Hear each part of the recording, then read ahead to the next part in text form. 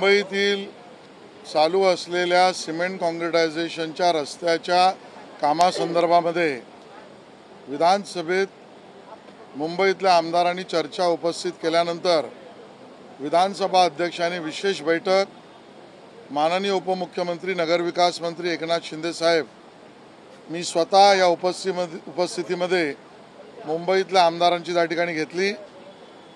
खड्डेमुक्त मुंबई हा कार्यक्रम जो तत्कालीन मुख्यमंत्र्यांनी दिला तो स्तुत्य कार्यक्रम आहे।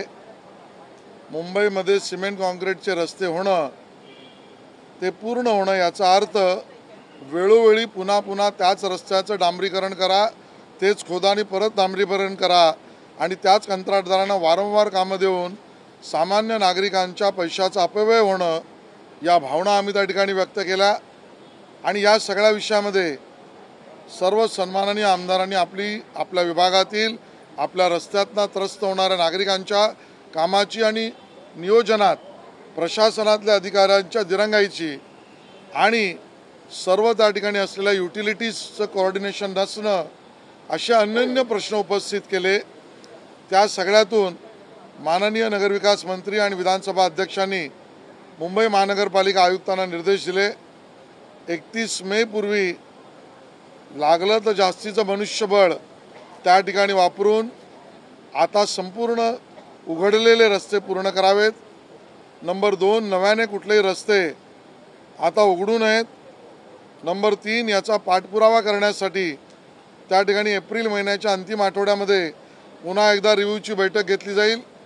नंबर 4, अतिरिक्त त्या ठिकाणी असलेले महानगरपालिका आयुक्त यांच्या अध्यक्षतेखाली महानगर गॅस ते युटिलिटीज या सगळ्यांच्या अतिरिक्त आयुक्त बैठका विभागशः घेतील।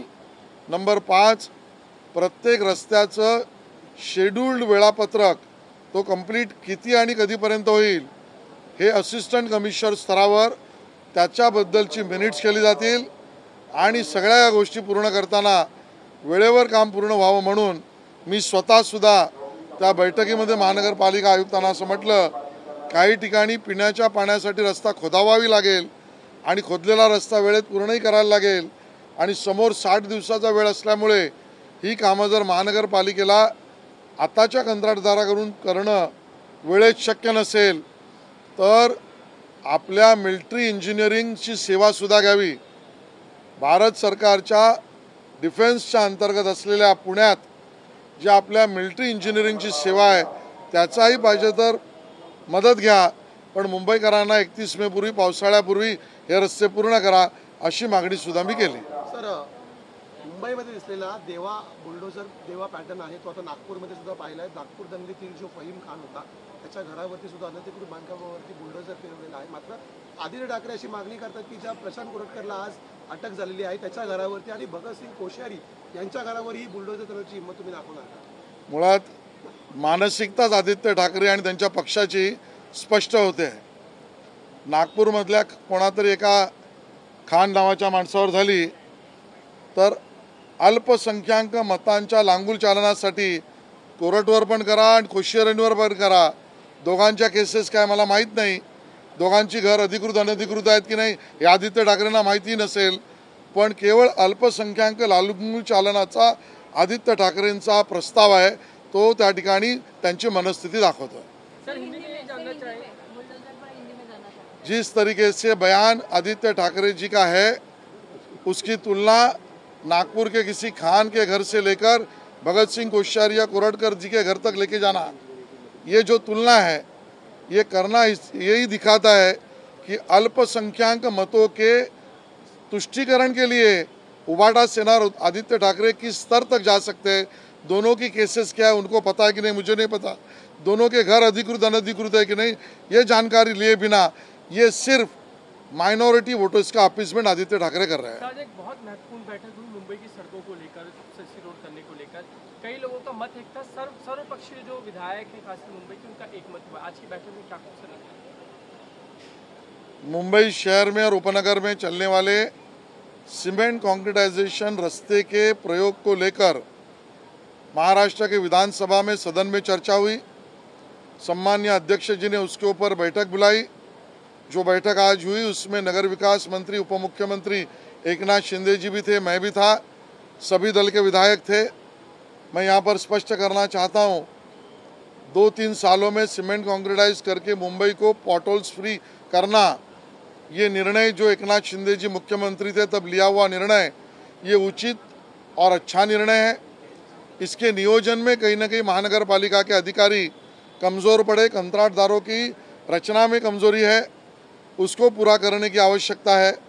और उस बात को लेकर हर विधायक ने अपने अपने विभाग के प्रश्नों के बारे में और जनता जिस बात से त्रस्त है वो उजागर किए। वहाँ पर दिखाई पड़ रहा है कहीं पर यूटिलिटीज़ का कोऑर्डिनेशन नहीं, कहीं पर अथॉरिटीज़ का कोऑर्डिनेशन नहीं, कहीं पर कॉन्ट्रैक्टर ढिलाई पे काम कर रहा है। और इन सब बातों को ध्यान में रखकर कुछ चीज़ें तय हुई है जो माननीय मंत्री जी ने और विधानसभा अध्यक्ष जी के सम्मति से घोषित की। नंबर 1, 31 मई के पहले सभी सीमेंट कॉन्क्रीटाइजेशन के काम पूरे किए जाएंगे। नंबर 2, बचा हुआ कोई भी रोड अभी खोला नहीं जाएगा, वो अगले फेयर सीजन में उसको रिपेयरिंग के लिए लिया जाएगा। नंबर 3, एडिशनल म्यूनसिपल कमिश्नर पर ये जिम्मेदारी कि वो अपने विभाग के आने वाले सभी एडमिनिस्ट्रेटिव वार्ड्स से यूटिलिटीज़ की कोऑर्डिनेशन करे और यूटिलिटीज़ का काम पूरा करे तो रोड का काम पूरा होगा। नंबर 4, जहाँ पर भी रोड का काम चल रहा है वहाँ जनता के लिए जानकारी का बोर्ड, ये काम करने वाला कॉन्ट्रैक्टर, उसका नंबर और कंप्लीशन, इसकी जानकारी दी जाए।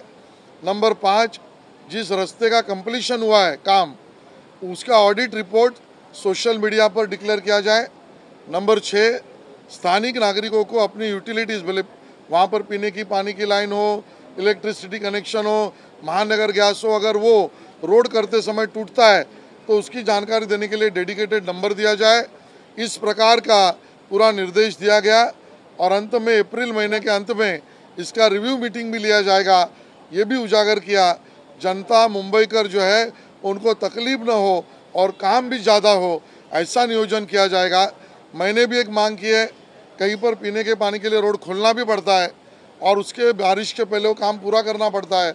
60 दिन का समय आगे देखते हुए अगर महानगर पालिका और उसके अधिकारी और कॉन्ट्रैक्टर काम करने में असमर्थ होंगे तो जैसे मैंने मुंबई के रेलवे के ब्रिज को समय में पूरा करने के लिए मिलिट्री इंजीनियरिंग सर्विसेज को बुलाया था, वैसे मैंने मांग की आवश्यकता पड़े तो मुंबई के रास्तों पर मिलिट्री इंजीनियरिंग सर्विसेज की भी मदद ले, लेकिन मुंबई वासियों को तकलीफ से दूर करें। मुंबई में इस कॉन्ट्रैक्टर को लेकर खासकर एक मामला सामने आया था कि ढिलाई से तो काम कर रहे हैं, जो आप भी उल्लेख कर रहे हैं, खासकर उन पे जिस तरह के दंड लगाना चाहिए, जुर्माना वसूला जाए, वो नहीं वसूला जा रहा है, उन पे कार्रवाई नहीं हो रही। जो गलत करेगा उससे दंड वसूला जाना चाहिए और जा भी रहा है।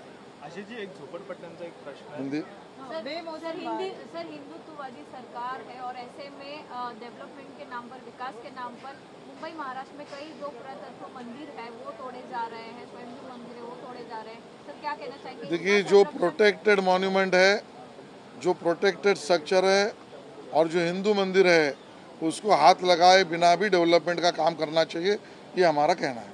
सर एक मराठी झोपडपट्टी आहे, त्या झोपडपट्ट्यांमध्ये 1+1 ची घरं असतात आणि त्या वरच्या मजल्यांना सुद्धा SRA मध्ये घर देण्यात यावे ही प्रामुख्याने मागणी होत होती। मात्र आता कोर्टाने स्पष्ट सांगितले की वरच्या घरांना आता देता येणार नाही SRA मध्ये। कसं बघताय असं काही? मला असं वाटतं की SRAचा कायदा स्वयंस्पष्ट आहे। कुठलाही झोपडपट्टी पुनर्विकास योजनेची व्हायबिलिटी ही झाली पाहिजे, कारण राहणाऱ्या घराच्या लोकांना घराबदल्यात घर मिळालं पाहिजे।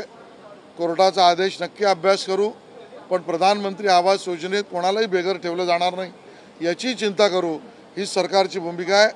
आणि धारावी हा स्पेशल पर्पज व्हेकल प्रोजेक्ट आहे की ज्यामध्ये अपात्र घरांना सुद्धा घर मिळणार आहे, पण त्या प्रोजेक्टला उभाटा सेनेचा विरोध म्हणजे मुंबईकर नागरिकांना मुंबईतच घर मिळायला विरोध, हे त्या ठिकाणी मी स्पष्ट करतोय। सर मुख्यमंत्र्यांसंदर्भात इम्तियाज जलील यांचं महत्त्वाचं वक्तव्य आहे। नागपूरमध्ये जी कारवाई होती ती एकतर्फी कारवाई होती असं त्यांचं म्हणणं आहे। दुसरी महत्त्वाची गोष्ट, कुराणमधील काही महत्त्वाचे शब्द जे चादरीवरती लिहिली होती ती चादर जाळण्यात आली असा आरोप ते करतायत। मुख्यमंत्र्यांनी या संदर्भात सांगितलं होतं असं कुठलंही नव्हतं, ही अफवा होती, त्यांनी आपला चष्मा बदलावा असं इम्तियाज जलील म्हणतायत। इम्तियाज जलील एका गटाची बाजू मांडतायत, हे त्या ठिकाणी आता स्पष्ट होत आहे। त्या ठिकाणी येणारा जो संदेश आहे ईमेल आहे तो परत राज्यातून नाही परदेशातून आलेला आहे। एक विशिष्ट गट एकतर्फी अगर हिंसा करणार असेल तर कारवाई एकतर्फीच होईल। न्यायाची भूमिका घेतं आणि म्हणून न्यायदेवतेने डोळ्यावर पट्टी बांधलेली असते आणि म्हणून एकतर्फी कारवाई जर एकतर्फी गटाच्या हिंसाचाराने असेल तर ती योग्यच आहे हे इम्तियाज जलील यांनी लक्षात घ्यावं।